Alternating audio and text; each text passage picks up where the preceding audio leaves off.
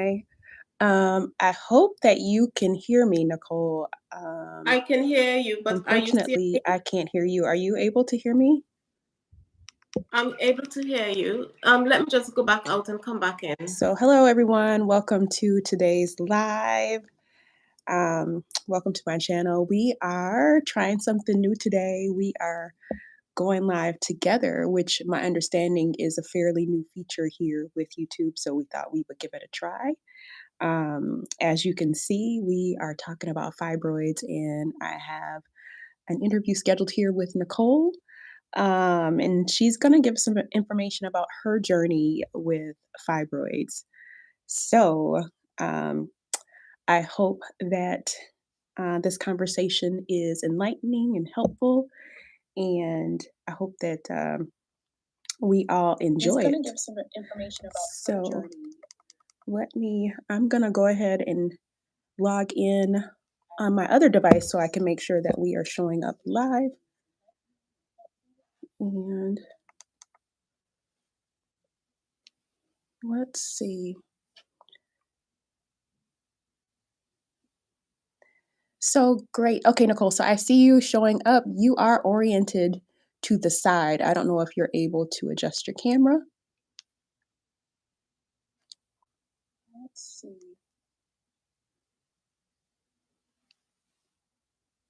So great. Okay.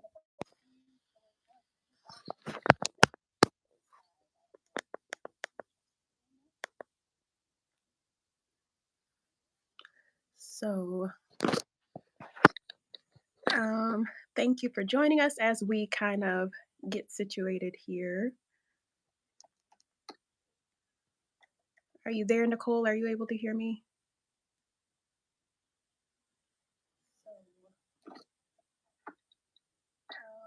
Thank you for joining us as we kind of. Are you Okay, seeing me? I can see you and I can hear you now. Thank you. But how is my position? Is it So your okay? position is to the side. And I actually learned, I actually just now picked up my phone because mine, I was positioned to the side as well. So I don't think with these lives, it looks like we have to hold our camera, a mobile device horizontal. So right now, I actually have mine in my hand. Okay, so I have to hold mine. How about this? Yes, now you're upright. Okay, just a second. Okay. So it looks like that's the position that YouTube is going to require of us, unfortunately. So I have Oh, to okay. adjust as well. Is that better? Oh no.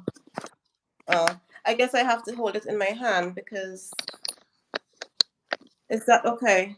Yeah, now we're both upright. Yeah, and I'm having to adjust too because that's not the position that I was set up to be in either. So if you want to go Yeah, ahead and take a couple of minutes, if you need to go ahead and I don't know if there's a way you can situate your camera so that you don't have to hold on to it. I'm gonna yeah. Let me just go ahead and do that. Just a Yeah, go second. ahead and do that. Okay. All right. And yeah, thank you all for whoever's joining us on this live, or if you're watching the replay. Thank you for joining us today as we have this conversation, which I feel is a very important and valuable conversation for us to have, in particular as Black women over the age of 40, discussing a very important health concern that many women face over the age of 40, which is that about fibroids. And before we get into that, let me just introduce myself. My name is Nicole LaShawn, and I'm a nurse practitioner with a background in family medicine. As you may know, on this channel, I talk all things health and wellness, in particular as it relates to us as Black women over the age of 40. I talk a lot about nutrition, wellness, and I do some health coaching. So if that is something that you're interested in, please go ahead and like this video, subscribe, share it with someone that you know who you feel that may benefit from the information that we will be sharing. Also, I did a video on fibroids as well, and I talked about some dietary and nutrition things that we can do to help decrease our risk of fibroids, decrease the progression of fibroids, and hopefully prevent fibroids. That's definitely something that impact our community in particular, and important for us to talk about. So thank you so much for joining or for watching on the replay for those of you who will be watching the replay.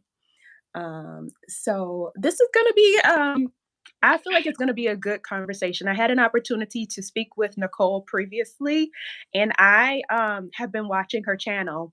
And the reason why I invited her here is because she has had an interesting journey with fibroids. And I believe that she has some valuable information to share because her journey is not unique. Her journey, I think, is one that many women have had to face and have we've had a lot of questions as women as to what our options are. And in fact, there have been a lot of myths in our community with regard to the options that are available. And I believe that her story is very valuable in kind of giving us some information, some education, and hopefully just give us an opportunity to be able to connect, ask questions, learn, and grow on this journey as we walk this journey of health. As you all know, health is a process. You know what I mean? It is dynamic. It is not something that is stagnant. All things are always subject to change. And when we do find ourselves in a position where we're facing something like fibroids, it's good to have a network of individuals whom we trust to connect with, to maybe ask about their experience, what they went through, what things that they explored as options, and why they chose the route that they chose.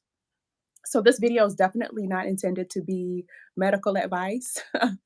So let me just put that disclaimer out there.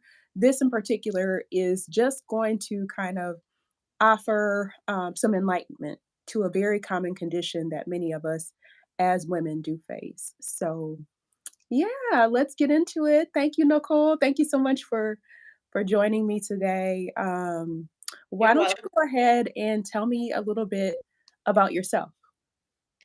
Hi, everyone. So, my name is Nicole Powell. So, I have a similar name to Nicole. Mine is spelled with an I. um, I am 42 years old.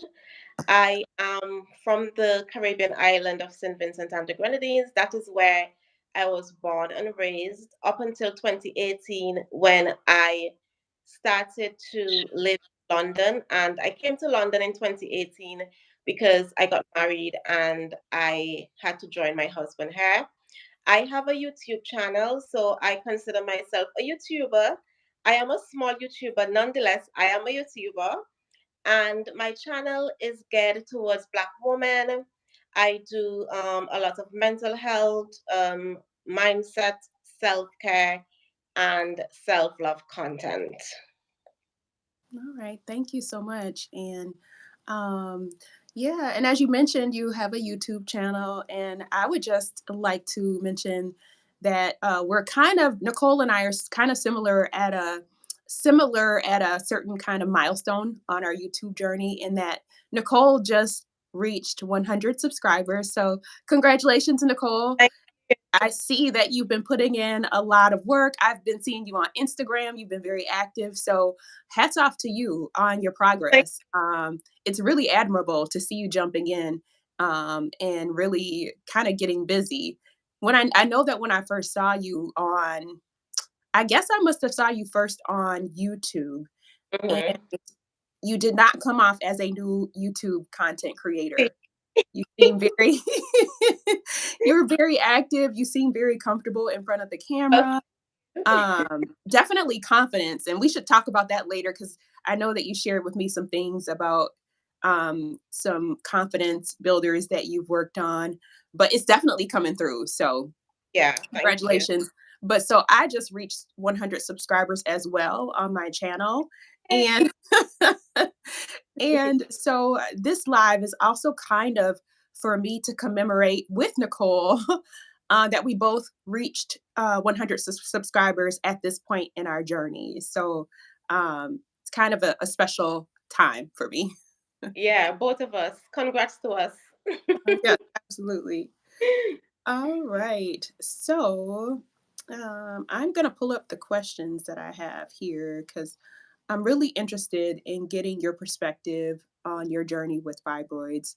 Um, Let me just start by saying that for me, as a clinician who works with a lot of women, I've definitely worked with women who have had fibroids, Mm-hmm. and um, I haven't I hadn't had an opportunity to connect with women personally, outside of the clinical environment with regard to their experience with fibroids. So I'm grateful to have this opportunity to speak with you, connect with you, and learn from you. Um, in my clinical journey, I'm one of those people who has always believed that while I do have a job to do, I think part of my job and part of the privilege that I have as a practitioner and a clinician is that I also get to learn from you, hear how you value your health, what things you feel comfortable doing, and to connect with you as part of your team. My goal is always to work with you, work together with you, not work against you. So why don't we open by maybe just starting from the beginning Mm-hmm. with your journey with fibroids, telling me a little bit about like how you were diagnosed with it, how it came up. Okay. So I started to notice quite a number of changes in my body. So I noticed that there was significant weight around my stomach and my belly was getting big. I looked pregnant and I wasn't. Mhm. Also, I had very long, heavy periods. I would say up to like maybe 8 to 9 to 10 days period, and they were heavy and painful. And so I said, okay, something isn't right. Now, I heard about fibroids before, but it didn't immediately click with me. And then I started to do some more research. And then I said, you know what? I think I have fibroids. So, in addition to those symptoms, I had a lot of back pain and I would urinate a lot. Oh, Sometimes, honest, every 5, 10 minutes, I'm urinating. And coupled with that is the fact that when I'm on the toilet seat, I feel the urge to urinate, but then it doesn't always happen. So it's a very, very uncomfortable feeling. So I noticed all those changes and then I started to research and I kind of self diagnosed myself. I knew before I went to get the official diagnosis that I had fibroids. So I okay. went to my GP general practitioner and I explained to her, I said, I think I have fibroids because of all the symptoms. And then she said, okay. She did a physical self examination just by feeling my stomach. And she said, yeah, definitely. I can tell right away there is something there. It appears that you do have fibroids, in fact. So Okay. the next step was that she sent me to do what they call what ultrasound is it? I think it's a pelvis, trans abdominal, and transvaginal ultrasound. So that was done in 2021. I believe it was in September thereabout, 2021. And when I went to the technician to do the ultrasound, she said to me, your womb is covered with fibroids to the point where I can't even see your womb. Okay.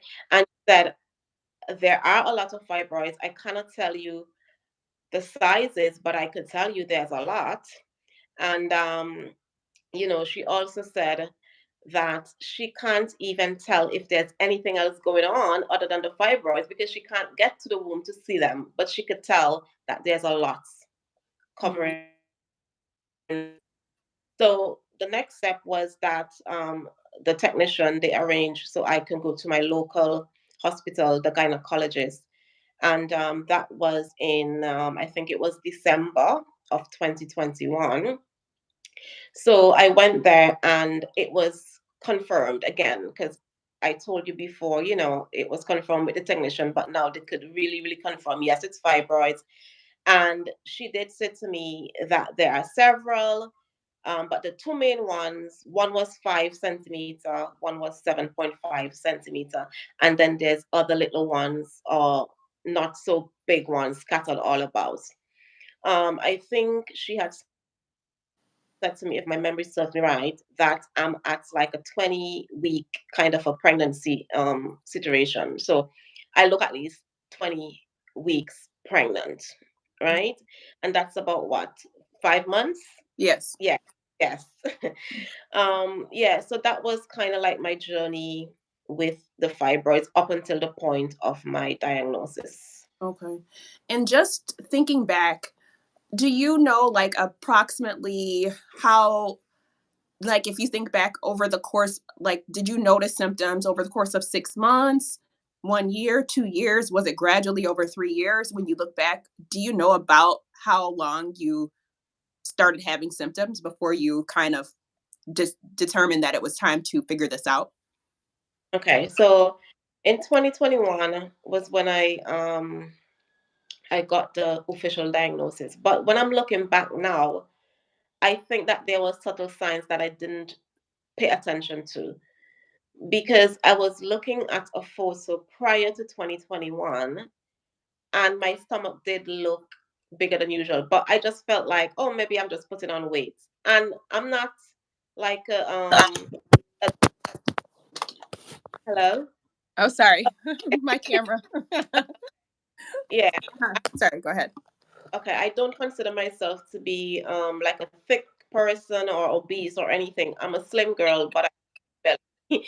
you know? Mhm. So I've been signs before, but I don't think I really paid attention to it. I just thought I was putting on weight. Not until in 2021 that my belly started to gradually get bigger. I said something isn't right, so I need to get an official diagnosis as to what was going on. But I did know in my mind, I'm thinking, yeah, it is definitely fibroids because I did research and I had all the symptoms, every one of them. Okay. Okay. So, with that being said, you did the research, you found out it was definitely fibroids. Had Mm-hmm. you heard about fibroids before that point? Like, had anyone in your family talked to you about fibroids or maybe in your friend group? Is it something that you had heard of outside of your research? No. Well, actually, sorry. Yes, I did hear about fibroids before, Mhm. but it wasn't something that was really highlighted or talked about.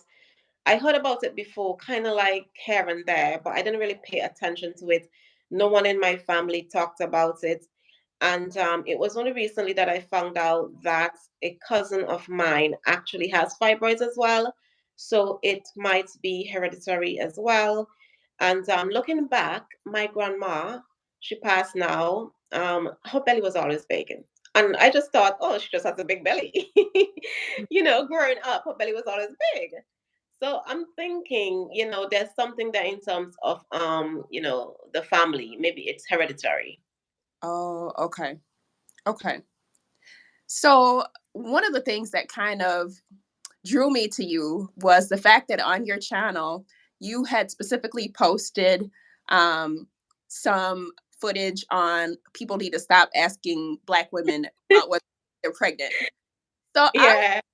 specifically about your experience with that, and then also kind of truly the impact maybe that it's had on you mentally, emotionally, hmm the effect of that. hmm So where do I begin? So many instances I can share with you where people have asked me if I'm pregnant. Mind you, these are not my friends. These are not my family. These are strangers. Mhm. Okay.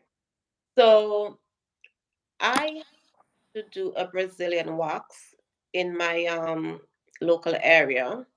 And when I went onto the bed that they do the wax on, the lady who was going to do the wax, she came in and she said, "Oh, um, when are you going to deliver?" And I said, "Deliver what?" Because what is she talking about? Uh, Said, "The baby, you're pregnant." And she's telling me, "You're pregnant. When are you going to deliver?" I said, "Ma'am, I'm not pregnant. I have fibroids." Then she goes on to say, "Oh, you look pregnant." After I told her that I'm oh not pregnant, my gosh. right? I was really upset. As a Uh, matter, I've never gone back there since that to do a wax. mm, So after she would have come in and asked me that, there was another of her assistants who also came in and also asked me the same question, and I had to tell her I'm not pregnant. So those are two instances. I think those are two of the first instances. Then I was on the train with my husband one time, and the train was packed. and a lady, God bless her, she didn't know better. She assumed I was pregnant because I know it. Because when you are pregnant, people are meant to offer you a seat on the train if it's packed. And she signaled to me. She said, "Okay, you can have my seat." I said, "Sure." And my back was really aching, so I really wanted to sit down because when your back really hurts. So it's like you have all the symptoms of being pregnant, but you're not pregnant, if that makes sense. Mhm. Mhm. So I took the seat, and then when me and my husband left the train, we were laughing because he said to me, "You realize that the reason why this woman asked you to have a seat, if you want the seat, is because she thinks you're pregnant." And I say, "Yeah, I know." That was another instance. Another instance is I went to Cappadocia, Turkey in September of last year. And while I was waiting in queue at a bathroom, right, to go Mhm. in the ladies' bathroom, there was a cleaner there, Turkish, and she looked at me and she did this, like asking me, "Are you pregnant?" Could you imagine? Oh my goodness. And no, I said no. Um, I'm thinking of other instances where people ask me, "Oh, there's an elderly lady, very sweet, nice lady. My husband knows her, and he introduced me to her because he used to go and get like the curtains for the house done there. So she had like a shop where she had all these curtains selling, and like different things for the household, and she did sewing and stuff like that. Mhm. You know, sometimes this elderly woman when you're married is like, when you getting pregnant, when you getting pregnant. Mhm. So she saw me, right? And Mhm. my husband. And she's like, "Ooh, wife is pregnant." And my husband said no. And I said, "No, I'm not pregnant." But she said, "Oh, your belly looks, you sure you're not pregnant?" I said, "No, I'm not pregnant." Okay. And even at work, there are a couple women who asked me, "Oh, you're pregnant?" And I said no. So each time I have to keep explaining to these people that I am not pregnant. It's very annoying that people would just assume just because you have a big belly that you're pregnant. Okay? And it's not as if these people are close to me. These people are complete strangers. They're not my friends, they're not my family. It's very annoying. I mean, I kind of get why you might assume that someone is pregnant because their belly is big, but the lesson is don't assume anything because there are a plethora of reasons why a black woman belly could look big. She could have fibroids, she could have just had a miscarriage and her belly is still big. Mhm. You're talking about, are you pregnant? That's gonna just upset her. And to be honest, I go about my life. Sometimes I forget I have fibroids, okay? And here comes someone, "Are you pregnant?" It just puts me back into the mentality of, oh shit. It's Mhm. like my belly is big, everybody's seeing it. And Mhm. I'm self conscious of it. Yeah. Okay. It's interesting that you say that because number one, I think in general we just need to stay out of women's uterus. In general, Period. homes, please. Yes. Yes. Period. Whatever is happening in your uterus is your business. It's not Yeah. mine. Also, I think for me, coming from the perspective of being in medicine for a number of years, I Mm-hmm. learned fairly early on to be very careful at how I approach women with bellies who appear to be pregnant. Because Yeah. as you mentioned, I've walked with so many women who've been down the road of pregnancy, and that's a beautiful thing that Mm-hmm. leads to a live birth, which is a wonderful thing. But Mm-hmm. we all know that even with that, pregnancy doesn't even always lead to live birth, right? Um, so Mm-hmm. I've I have walked. a story about that, which I'll mention after. So, Okay. No problem. So I've walked through women who have um, gone through a number of things that led them to have a big belly, including some things such as cancer, right? mm-hmm. Including a number of health conditions. And I learned very early on to never assume. And Mm-hmm. I guess I learned a skill of how to approach how to approach every woman, in my opinion, is that, for me, I generally just ask a woman straight up, is there, well, for me, for medical reasons, it's necessary for me sometimes to know whether a woman is pregnant or not. And it has nothing to do with the appearance of her belly. Mm, And I right. approach every woman with the same question: is there any possibility you're pregnant today? And Mm-hmm. I never look down at that woman's stomach while I say that. And I look her dead in the eyes and I let her give me an answer. And I don't allow the stomach to be the thing that to make me to ask that question or to not ask that question. So Mm-hmm. yeah. And interestingly enough, so funny because I've also kind of tried to share with my children to not approach women assuming they're pregnant, right? As just a general Mm, etiquette. And right. so my son one time was telling me how he had made an error in approaching a woman. And my son is 25, and Mm-hmm. he had approached a woman. He said, "Oh, I see that you are expecting." And he said the woman looked at him and said, "Expecting what?" Like, And what he are you said, talking about? "Oh, expecting to go across the street?" Because you never want to put, someone in that kind of situation. Very Mm-hmm. uncomfortable. Yeah, Yeah. exactly. So I was gonna talk about the fact that you said not every pregnancy leads to a live birth. Yes. Yeah, tell me about that, because I'm going to try to adjust my camera here since it's Yeah. not stable. Go ahead. Yeah, I actually have experience with that because several years ago I was pregnant. I was actually pregnant that time. Mm.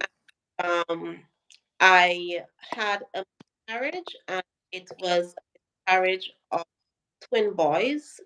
So, Oh. you know, it's an interesting point that you brought up. Not every pregnancy leads to a live birth, Mhm. and it can be just a very emotional thing as well. And I am now thinking, may at that point, I may have been developing fibroids. I was not diagnosed at, but because at the time, some of these things they don't show up as maybe a big belly or whatever. Because some women they do have fibroids, but their symptom may not be they have a big belly. Okay, or Mhm. maybe fibroids were not as pronounced as then. I didn't have an official diagnosis or any diagnosis, but I'm just thinking, maybe my miscarriage could have been related to developing fibroids. I don't know, but I just kind of wanted to throw that in there. Yeah. Right. And it can be sensitive. You know, Hmm. you never know where a woman is on with her journey with her uterus, and honestly, we're not entitled to know that. Hmm. Period. You know what I mean? Um, Right. for clinical reasons, when I'm seeing and treating women as my patients, that information is necessary, right? Because it may impact what treatments I may need to prescribe. And but Mhm. outside of that, it really is, in my opinion, nobody's business. Nobody's business. That part. Mm-hmm. Like, Nobody's business. stop going around asking black women if they're pregnant. Like, what is it to you? What purpose is it going to serve you? I'm not understanding. Okay, that's Mm-hmm. what I my video. Like, what is the purpose of you asking a black woman if they're pregnant? At that point, you're just inquisitive and nosy. Yes. And no, and it's so funny because years ago, it used to be normal in our culture here in America. I don't know how it is outside of America to even go touch a pregnant woman's belly, Right. Hmm. or whatever we assume the woman's pregnant to go touch her belly. I don't know if is that a common practice where you're at. I know you're in London currently. I don't know if you have any experience. Had anyone ever tried to touch your belly or caress your belly? No one has ever reached that far, I guess, yet. You never know. Okay. But I know that in the African culture, because I've read about it, and also where I'm from in the Caribbean, you don't just go about and touch a pregnant woman's belly. It's considered like bad luck or something like that, Okay. right? But I know Mhm. from in St. Vincent, you don't typically go and touch a woman's belly like that, Okay. especially a stranger, somebody you're not close to. Yeah. Okay. That's good to know because it wasn't that way in our culture, in American culture. Like Mm. literally, people, strangers would come up and touch your belly. I remember years ago, my youngest is 16, 17 Mm. years old. And I do recall back when I was pregnant that people would come up and touch my belly. Oh. Yeah, they would come up and touch my belly. Mm. So, um, let me see. We talked about your symptoms, some of the first symptoms that you noticed. I wanted to ask you a little bit about your experience with seeking medical care for your fibroids, Oh, and in particular, what options you were offered and what you decided. okay, let me just grab this because I have a bit of a note there. All right, so as I was saying to you earlier, I went to the gynecologist. So I'm going to just summarize what the conversation was about. Hmm. So I went to the gynecologist. Obviously, they diagnosed me officially as having fibroids. Okay. So initially, she was talking about ways to eliminate the bleeding because I had mentioned to her I'm bleeding in my period for such a long time, 8 to 9 days, sometimes 10. And I'm gonna read her because I do have the letter here that is sent to me about what she would recommend. Okay. Just a second. Where is that? I'm trying to find the. Mm, mm, mm, mm.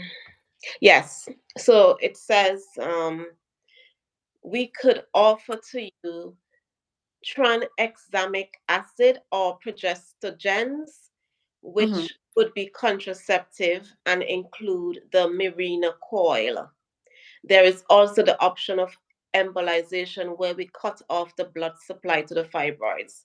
So those were not um, things to remove the fibroids. They were just dealing with the bleeding, which is not Oh. what I want to remove the fibroids. That's why I went to the gynecologist. So, having said that, she gave me those options to reduce the bleeding when I'm menstruating. Hmm. And I said, well, that's not what I want. Okay. Because to me, I don't want to just reduce the bleeding. I want to get rid of these fibroids. Hmm. So then she said to me, we recommend a hysterectomy. And then there was a stop, full stop at the end of that sentence. We recommend a hysterectomy. There was no other options discussed with me. Not until I said to her, and I am not the doctor, but I am saying to her, I am not doing a hysterectomy. How about we do a myomectomy? Remember, I have done my research, so I know about all these different things. Only then, when I said, let's do a myomectomy because I am not removing my womb, it's not an option, only then she said, okay, well, yes, we can schedule you for a myomectomy. So I was scheduled for the myomectomy in February of 2022. Now, before that, I would have gone to the hospital and done all my tests following up to the myomectomy. About a week or so before the surgery, they called because they needed to do like a final check with me. And I said to them, I am not doing this surgery. I've changed my mind. The lady said, are you sure? Because, you've been on the waiting list for a while. And if you don't do the surgery, then there are no guarantees that you would get another surgery quickly or right away. So I said to her, I am very sure. Because at the point of me being in the gynecologist's office, I was certain, yes, I want to do this myomectomy. I had signed all the disclosure medical statements to say, well, basically all of these things could happen. Basically, if anything happens in the surgery, you're not responsible. In a nutshell, I had signed all those papers to say I understand the risk of doing the myomectomy. And I was okay, I was at peace with doing it. But weeks after, I started to have second thoughts and I started to say to myself, you know what? something about this surgery. I don't know what it is. It's not sitting right with me. I know that they said it's a common surgery. A lot of women do it. It's fine. It's gonna be good. It's gonna be successful. But for me, I was like, I don't know, something ain't right, and I like to follow my intuition. So that's at that point, I was like, I'm not doing the surgery. And I said, you know what? I've heard testimonies of women who have gotten rid of their fibroids naturally. I think I'm going to go the natural route. Mm, So that is when I decided I'm not going to do the surgery. And when they called me, I had already made up my mind because I was already thinking not to do the surgery. okay. Okay. So they didn't offer you any alternative outside of the hysterectomy at all. No, no. I'm So kidding that was you. the number one thing that they said is, The only thing was, and she said, I quote, I will never forget this. We recommend a hysterectomy. There hmm, was silence. That there was no, also, there could be other options like a myomectomy or whatever.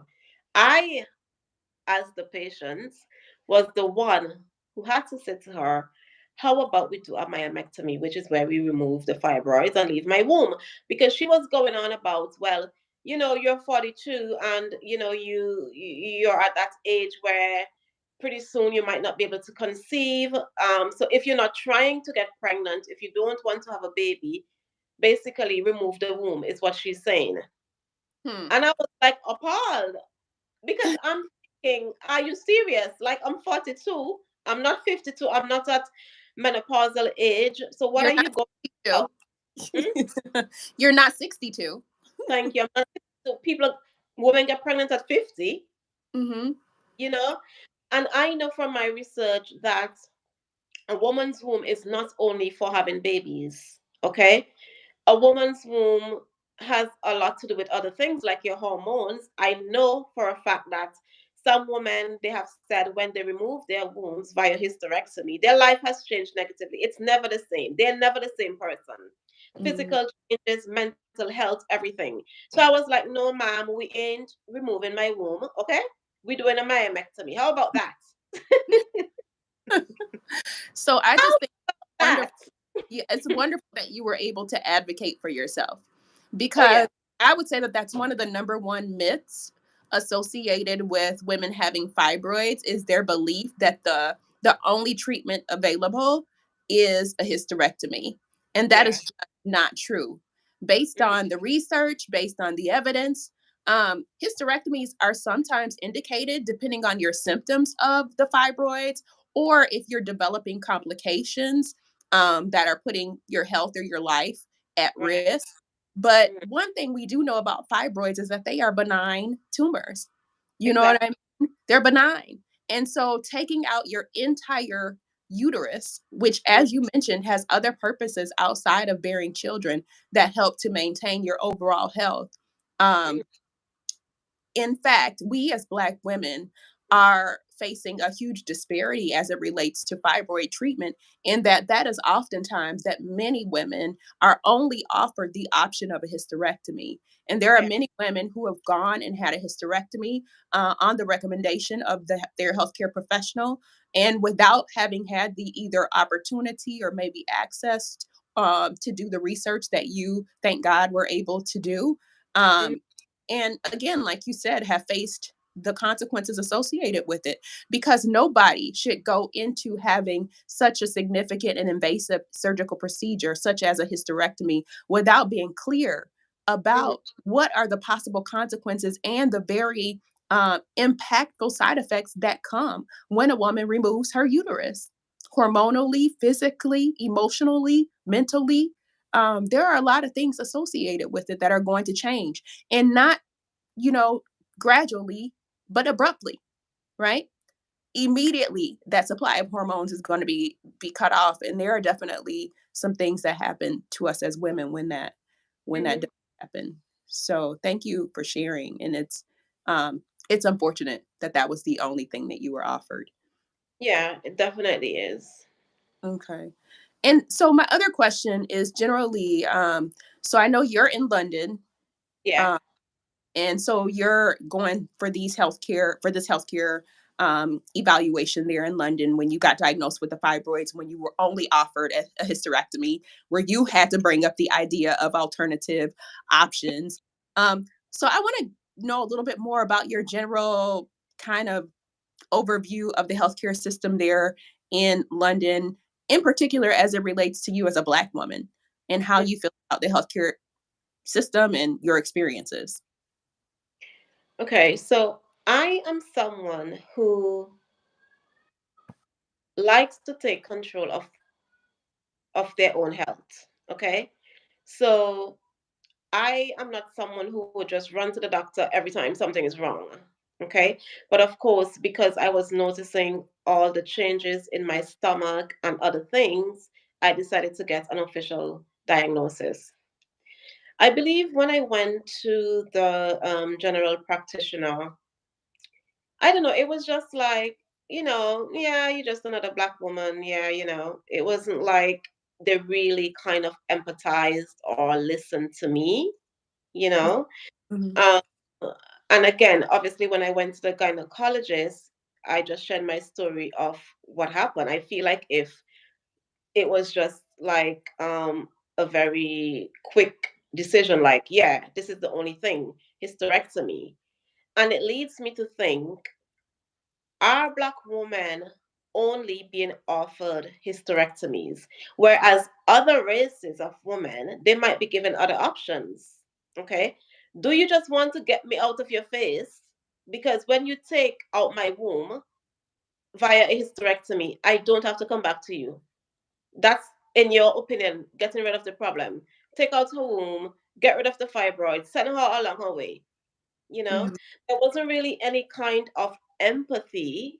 It was just, we recommend a hysterectomy, you need to get a hysterectomy, full stop. Mm. And it's interesting that you mentioned that, because I was reading an article, if you want I could share it with you, about the disparity of the healthcare system and the way Black women are treated in the United Kingdom. Okay. Okay. And so, with the article that you read, was there, Hmm. I think there must have been some healthcare disparities Yeah, according. Oh, actually, I can send the link to you after, but okay. let's see. I do have some points that I wrote down, because Okay. if we're looking at, like, I guess, sort of trends and things in Black women and healthcare in the UK. So the article was in Medical News Today, and it was titled, "We All Bleed the Same Color. Why do Black women in the UK experience disparities in gynecological care?" I love that title, by the Oh, way. okay. Okay. I, I think that that title is a bomb title. So the article was published on the 11th of August, 2020, 11th of August 2020, so not too long ago. So the article talked about the gynecological healthcare experiences of Black women in the UK, and Mhm. the article shares the experiences of 6 Black women and their ongoing battle with painful reproductive conditions. The women in the article all reveal a similar story, that Black women's cries for help are routinely unheard, unseen, and misunderstood. As a result of this, these women are disproportionately suffering in healthcare, and we're talking about the UK. Okay. Oh, Um, okay. that reproductive conditions such as fibroids are 3 times more likely to occur in Black women than white women. And so the article went into having the experiences of these 6 Black women experiencing healthcare in the UK. It's very interesting. So I could send that link to you, so you can read it. So there Oh. is definitely disparities amongst Black women in terms of the healthcare system in the UK. That is a fact. Don't come for me. Okay. It It, is a fact. It is what it is. We yeah. are treated differently as Black women when we go to the doctors, as opposed to our white counterparts and other races. Period. Hmm. Absolutely. So, with that being said, you chose Hmm. to, you decided to not go ahead with the invasive procedure. Yeah. Um, and so, what did you decide to do? Because one of the reasons why I decided to connect with you and have you come to my channel was because I saw a video of you and you were telling a little bit about some of the things that you decided to do. So I will let you share that with us today about what you decided to do. Okay. So I decided to go the natural route, as I explained earlier. So I recently came off of a 40-day juice fast. Mm. Okay. So my he's so supportive. He actually did 30 days and I did 40 days juice fast Oh because wow. I wanted to reset my body so that when I started to incorporate more natural foods, then my body would be ready to accept those kind of foods as a transition from the way I used to eat before to the way I'm eating now. So that's one thing, the juice fast. Another thing is that I have been incorporating quite recently a lot of herbal supplements. And by the way, I've always been someone who was into herbs, okay? But now even more so because I'm trying to approach my fibroids in a holistic way, okay? So not just what I eat, but also what I put on my skin, my face, my hair products, skincare products, all of that. So I have just literally ordered some sea moss capsules and some Mm. sarsaparilla, dandelion capsules. And as you know, when you have fibroids, you tend to be anemic. I'm anemic, by the way. So I Mhm. was officially diagnosed as being anemic, and I am 7 points below the blood level that I'm supposed to be, the hemoglobin level. Mm. Okay. Because I bleed so much when I have my periods that it's just obvious that I'm going to be anemic. Okay. Mhm. So the CMOS, it has 92 of the 102 minerals that our body needs. And also, it's good for building up your iron levels as well as the sarsaparilla. So I've Mhm. ordered those things. And I also have, and I have it here. You're going to laugh at this, right? Because the name of it is funny. It's called Fibroid Conqueror Bitters. This is it. Oh, interesting. Okay. I got this as a I got it at a local health store, and it has the ingredients: aloe vera, piper nigrum, zingiber officinalis, citrus medica. Okay, purely traditional, 100% herbal. It is very bitter, extremely bitter, and I Okay. just to use it maybe like a couple nights ago because they recommend that I use it at night. So that is what I do. So along with that and the supplements that I have, and I've also been incorporating a lot more fruits and vegetables into my diet. I am really trying to eliminate meats altogether eventually. Right now, I've had a few meats here and there. I'm not perfect, and it's a journey. I'm not going to get it right immediately, but I am aware of what I need to do. And I think I've made great strides into, you know, getting to that end point of finally eliminating fibroids, which is the goal for me. I Okay. start the gym from tomorrow. I was in the gym before, but sometimes we just get lazy and I didn't keep up with it. But I'm gonna start the gym from tomorrow. So those are just some of the things. Even looking at things like makeup, right? A lot of makeup have all these ingredients in them that causes our estrogen to flare up because when you have fibroids you are likely to be estrogen dominant, which is in my case as well. Okay. So I do have makeup, but to be honest, I've never really been a makeup person anyways. But no, I'm just gonna throw them out, okay? Because like why, what's the point? Yeah, because these are the ingredients that would really affect my fibroids as well. So it's not just the foods. Yes, the foods are important, as in what you eat, but it's also what you put in your hair, right? Even if your hair is relaxed with the chemicals, we know for a fact now, it has been researched that these relaxers cause cancers in black women, fibroids, all this type of reproductive issues, right? Mm-hmm. My hair is natural, so I don't have to worry about that. I'm even looking at eliminating some of the products that I use to clean the home with, because those things are packed of harmful ingredients. So having fibroids comes from a lot of different things: the food you eat, what you put on your skin, what you put in your hair, even the state of your mental health.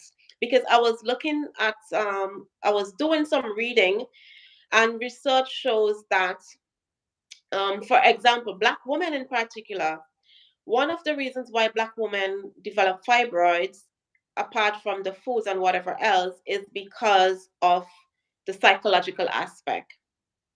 Black women have suffered generational trauma, and that impacts our reproductive health, such as, causing us to have fibroids. It's the microaggressions that we go through daily at our workplace and elsewhere. It's the trauma that we are experiencing or that we have experienced, even passing down from slavery generationally. Trauma, generational trauma, all of that can affect, our reproductive health and cause us to have fibroids. So fibroids is not just one particular thing; it's a combination of different things. Mm-hmm. I'm glad you mentioned that. Hi, Elle. Thank you so much for joining us today. Um, so yes, I'm glad you mentioned the aspect of diet, nutrition, exposure to chemicals, and the things that we put into our bodies. Hmm. Because I agree. I was doing some research and looking into um, alternatives to surgical intervention, or what things we could do to kind of help prevent the onset of fibroids Right. onset. And I agree with you that there's definitely a lot of evidence that suggests that a diet that's uh, packed with healthy, whole fruits and vegetables has been shown to improve, uterine health, gut health, reproductive health, fertility, the whole nine. So definitely something that we can't ignore, and something we all should be aware of as women, right? Hmm. Because as you mentioned earlier, you talked about how there's a disparity Hmm. in the UK and in London as it relates to the healthcare of women with fibroids Yeah. there. Similarly, here in the United States, women with fibroids here have a high rate of being offered, I would call it inappropriate interventions for their condition, but it's Mhm. something that's affecting our community at larger rates here in the Yeah. United States. Black women are, we tend to get fibroids, I think 8 to 80, 80, 80% of 80 black women develop uh, fibroids in their lifetime, as opposed to 70% of white women. I did my research. exactly. Exactly. So definitely something that we need to be aware of as a community of women, but also we need to look into ways that we can work on prevention. Because if 8 or 9 women out of every 10 women have fibroids, then something's definitely involved. And of course, we can't control our genetics, but there Yeah. are things that we can control. You mentioned diet, makeup, deodorant, chemicals that you use in your home. Yeah, we can't necessarily control everything. I know a lot of women would like to leave the environment, you know what I mean? Go somewhere where they're not having microaggressions. And Mhm. certainly for some women, that may be an option. But for those who it's not, there are things that we do have control over, right? And I think one of the things, whenever we're dealing with our health, is very important to recognize and begin to get clear on what things we have control over and what things we don't, and to begin to make positive, impactful change in the areas where we do have control. Right. Yeah. Yeah. So let's see. So you said you went on this 30-day juice or 40-day juice What? fast. Yeah. Are you seeing any changes? Okay. So prior to the juice fast, my periods were about 8 to 9, sometimes 10 days. Mhm. My last period was about 7 days. So that is a victory to me, Okay. right? Mhm. And I have a lot of clots when I'm in my period, but the last period I didn't have any clots, right? Mhm. And I've been told by my husband and a few of my coworkers that I've lost weight. I didn't go on the juice fast to lose weight, but obviously that's going to be a result. And I've also noticed mental clarity. And I'm someone who talked about my depression on my YouTube channel. By the way, my YouTube channel is Inspiration with Nicole. Shameless plug if you want to go and subscribe. Yes, Okay. go to her channel. Go support Inspiration with Nicole and her YouTube channel. Yes, absolutely. Yeah, so I did notice mental clarity, and my depression is not as heavy as before. So I'm in a much better mood now than I was before I started my juice fast and before I started to incorporate more healthy foods into my diet. Okay. Okay. So you're seeing some results. That's good. I That's good. am. Yeah. Um and then also, I guess my question is, based on your experience with fibroids and on this journey that you've been on the last couple of years, is there anything in particular that you would like to share with Black women who may be dealing with the potential for being diagnosed with fibroids or having symptoms or anything like that? So I guess I would just tell Black women that they need to treat their health as silk because your health is so precious. Your health is the most important thing that you have. Forget money, forget any other thing. If you don't have your health, you have nothing. So I think that Black women, and I'm talking to myself as well. I'm not preaching to any Black woman out there. I'm talking to myself as well because I've had to realize that my health is the most precious thing that I have, and I am treating my health as precious silk. Because if I don't have that, I don't have any other thing. If I don't have that, I don't have a job. If I don't have that, I don't have a career. Mhm. Okay? So pay attention to what you eat, to what you put into your mouth. Pay attention to what you put on your skin. Try to use natural ingredients on your skin as much as possible. Right now, I've just ordered a shea butter cream. It's just shea butter, and I think it has like cocoa butter or something in it, but it's just handmade. And I've stopped using any kind of lotion, all these fancy names that they have in these drugstores. What you call it? Nivea and whatever else, packed of chemicals. Okay, Yeah. talking about moisturizing and anti-aging. No, go back to your shea butter, your coconut oil, and your cocoa butter. You can't get anything better than that. My rule of thumb now, even more than before, is if I can't eat it, it's not going into my hair and it's Mhm. not going on my skin. That's just how I roll these days because all these things, all these fancy names that they have in these stores, they're killing you. They're killing you slowly. Okay, so you need to be very vigilant of what you put on your body, in your hair, or what you put in your mouth, and try to reduce stress. Stress is a killer. Stress is the number one killer. It causes so many diseases. Earlier, I talked about the psychological effects of, the psychological effects that would contribute to having fibroids. I can pinpoint a particular time when I was so stressed. And honestly, I think that caused my fibroids to just increase and grow. Because I was thinking about a past traumatic experience that I had. And it was on my mind for a long time. And all of those things are why I believe I developed fibroids. To be honest, I don't know this for sure, but in my mind, to me, my fibroids was developed more so because of psychological trauma. Mm. Yeah, I'm so glad that you mentioned that. Yeah, yes, the foods, yeah. But I really believe it had a lot to do with trauma. And with not with me not dealing with that trauma, with not resolving it and just carrying it on with me and not, working on it. Hmm. So if you have any trauma, anything that has happened to you in the past, I would encourage you to get counseling if you can afford it.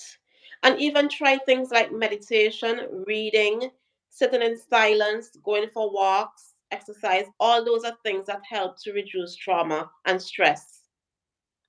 Excellent. Very, very well said. And I agree with so much of what you shared.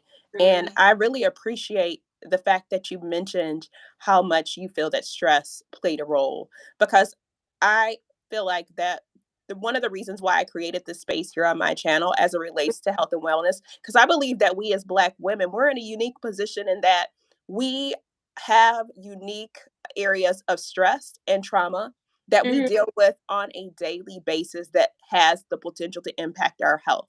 And it is of utmost importance that we find ways to implement into our lives on a consistent basis how to manage that stress. We can't just bury it, because I mm, agree with you. It shows up in our body in different ways and manifests itself in different ways. There's a book called The Body Keeps the Score. I I don't know if you've hope heard of I need to get it. Yeah. it. And so definitely something that I agree we should work on. And for me, I know that I personally have been putting some things into practice in the last couple years, to Mm, try and have that be a regular practice of, meditation, yoga, prayer, different things to keep my health and mental health in balance. yeah. So thank you. So it sounds like overall your general approach to health has shifted. It has shifted 100%.